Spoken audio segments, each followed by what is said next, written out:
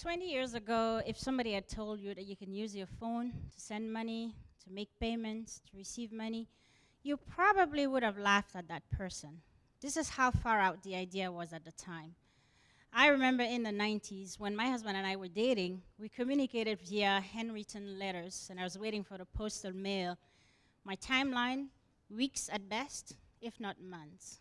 I doubt the next generation will ever relate to that. Now, fast forward to today. I bet 100 people, 100% of the people here in this room have a mobile phone. Africa stands today as the second largest mobile market, and it's the fastest growing. Technology really leaped us in an age of instant communication, where our timeline is defined by seconds, by how fast we can type, SMS, swipe, or wave. And today, you can do financial transactions with your phone. You can send money, you can receive money, you can pay bills, you can save money. Pretty much like a bank in the palm of your hand. Yet, the World Bank estimates that only 10 to 20% of the population in Africa has access to a bank account. With mobile penetration at 80% plus on the continent, there's certainly great potential for mobile financial services to play a role in financial inclusion. Now, having said that, the case we're all trying to crack is why, with such potential, we are not seeing rapid adoption of mobile money in most of our markets. And that brings me to the topic of the day, which I would like to thank the organizers of the conference for allowing me to share with you my views on the challenges and opportunities of mobile money adoption in West Africa. Though it's a rather young industry, mobile money has made a name for itself in Kenya, where Mensah launched in 2007. 3 years after, over 50% of the unbanked population had used the service. And in 2012, GSMA reported that 31% of the GDP, 2013, 31% of the GDP of Kenya is transacted through M-Pesa, with monthly averages of $1.67 billion. Now, if 31% of Nigeria GDP was transacted through mobile money, we would be talking about over $80 billion. Imagine the possibilities. Now, the continent has been pretty active in this industry. There are over 113 active mobile deployments in Africa, out of which 47 are in West Africa. And if we are talking about financial inclusion, the fact that there are more mobile wallets than bank accounts in Kenya, Uganda, Tanzania, and Madagascar in 2012 says it all. Technology is no longer a barrier. If nothing else, it's actually an enabler in providing financial services to the bottom of the pyramid customers. Now, provided it's rapidly adopted by said customer. So, adoption. Where do we stand? In 2012, GSMA reported that there were 7.8 million registered mobile money customers in West Africa. However, only 720,000 of those were active users. So we're talking about a 9% adoption. Now, in contrast, if you look at Kenya, in 2013, 74% of the adults had used mobile money. Talking about over 23 million customers. Why? Why is it that mobile money is picking up at such a slow rate in West Africa as compared to East Africa? Granted, I mean, we're not comparing apples to apples here, but if you put it into perspective, it still begs the question, where did we miss the mark in West Africa?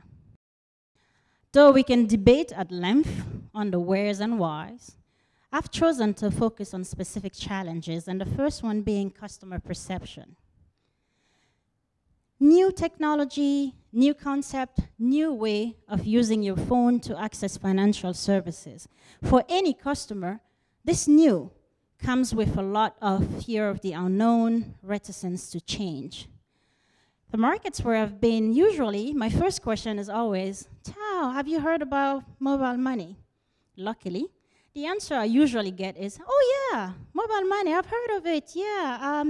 I've seen something on TV. Or I've heard something on the radio. Or actually, I saw a billboard coming on my way back home. But I'm not interested. Well, why? That's usually the next question I ask. And the answers are a variation of, well, I have my cash here. Cash is king, my money is in my pocket. Why would I need this? Okay, fair. The next question I usually ask is, so at least tell me, how does it work? Usually, the answer I get is a combination of, well, I'm not quite sure. I know there's cash involved, I know there's a phone involved, I know there are agents involved, but I'm not quite sure how it works. And typically, it reflects more lack of information, lack of understanding of mobile money services. And as I keep digging with the whys, the next answers usually dealt with trust, or let's say lack of trust in this new technology and safety concerns. These new things, you never know how long it's gonna last, and what happens if somebody steals my phone so they get access to my money, and what happens if the company goes bankrupt? Who's gonna give me back my money? Putting the right technology in the market is not enough to change consumer behavior. I mean, imagine giving a brand new laptop to a person who is computer illiterate. What is he going to do with it, really? So let's not think that the market in West Africa does not understand. The real question is how we pitch mobile money to potential customers, how we demonstrate its value, and how we convince customers that this new technology can make a difference in their life, can make them more efficient, can improve their lives. So if we are talking about challenges in West Africa, the real question we need to ask ourselves is, have we done enough to explain to the market what mobile money is? And if we want to impact adoption, we need to overcome this knowledge gap in our communication and educate customers about the values of mobile money. Now, I've seen a lot of visibility in the market. Branding in the market is not enough to educate customers about mobile money. And it's not just that communication itself is challenging, but more so that the current medium we are using in the markets are perhaps not the best adapted communication tools to drive the value of mobile money and explain the benefits of mobile money to a potential customer who has no clue what we're talking about. Now, I've seen a lot of investment in above-the-line communication tool, TV ads, radio ads, outdoor billboards, signage, but not enough to sell the benefits of mobile money. Showcasing, yes, actually pretty effective in bringing the name mobile money and the name of the provider to the forefront, but not enough to sell its benefits. I've also seen investment in below-the-line communication. The roadshows are very effective. You're talking directly to the customers, explaining what mobile money is. However, I'll say we're rallying the crowds at these events, but we're not convincing enough of the people to buy into mobile money, to make the leap from a registered customer to an actual user. Also seen investment in direct marketing, promotions, leveraging SMS to give customers an incentive to try mobile money. But again, not enough here to turn trial into loyal customers. Now, last, but not the least, absolutely not the least of the challenges is retail execution. If we want mobile money adoption, we need to make sure that our retail execution reflects a service the customer will want to associate with. Now, if you're talking about challenging in agent network management, I mean, the questions are millions. Who do we sign as an agent? Where do we sign them? How close, how far, how many is enough, how many is not? Are all agents equal? Now, if you're talking about training, being able to maintain consistency in the delivery of your initial trainings, in addition to the ongoing refresher training, so the agents are armed with all the tools they need to educate customers, to handhold them through the first transaction so they become familiar with this technology and move forward. That alone is not an easy affair. And then, when the activities start, liquidity management become one of the biggest risks. Which brings me back to the question, are all agents equal? Should liquidity be a defining criteria of the agents that we are signing? Should we invest into alternative means through master agents, super agents, aggregators, and at what cost? And last but not least, compensation. Which compensation scheme do we devise for agent, enticing enough so the agent will spend time and energy educating customers about this new technology, engaging them into mobile money?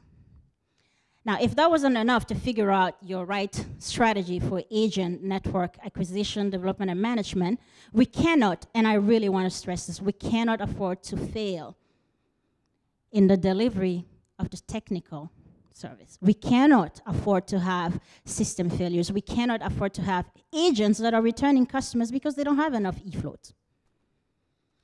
Because if we do, we would have lost the bet for these customers, these so reluctant customers to jump into the mobile money bandwagon.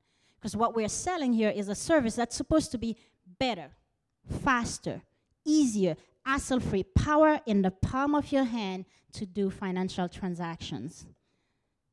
It requires that we deliver on that promise. It requires an amazing customer experience, superior customer service, so we can turn every single trial customer, every single early adopter into a loyal customer, into a preacher for mobile money, so they can go back within their communities and preach about this technology that made their lives so much easier now. So yes, we have issues. It has been difficult to reach scale in West Africa. So what do we do? Where do we go from there? Can we accelerate adoption in West Africa? Can we cut and paste from the successes in East Africa? If you allow me, I'll quote Einstein here. Though mobile money is not from his time, he just said it so well. Vision without execution is a hallucination. Now, to the question of cutting and paste, my answer is neither yes or no. Really, I think you should cut. Best practices always makes us better. But in the pasting, I think we need to paste with options. I believe that we can accelerate mobile money adoption in West Africa. I believe we need to be environmentally savvy enough to adapt our delivery to the local market. And we need to put in place a systemic learning mechanism so we can continuously improve our delivery in the markets where we are. So how would we accelerate mobile money adoption? I believe that we need to invest in educating our customers. I believe that what we're seeing right now most often is coming from a lack of understanding, lack of information.